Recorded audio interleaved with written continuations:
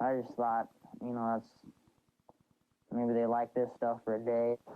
I knew he was, like, setting off bombs out in fields and stuff, but I know I've done my fair share of some of that, and, you know, just grab the big firecrackers, go watch them blow up, but it was no big deal.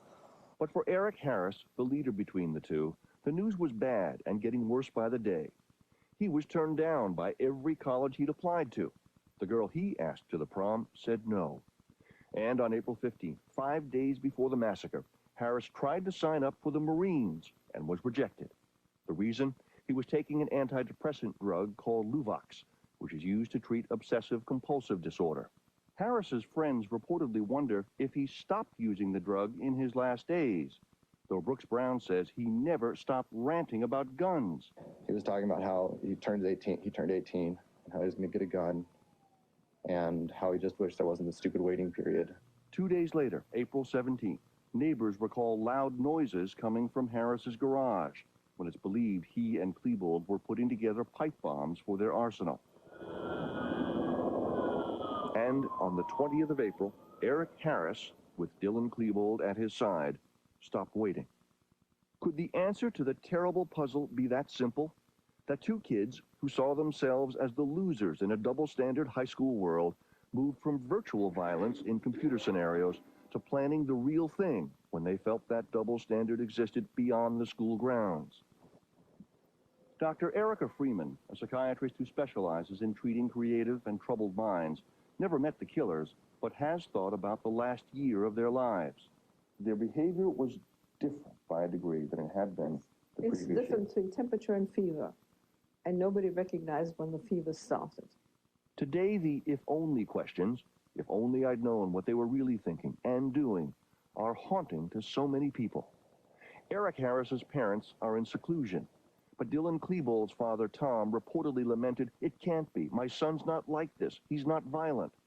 While his mother, Sue, according to Judy Brown, who was with her when the news broke, struggled to understand her son's explosive relationship with Harris.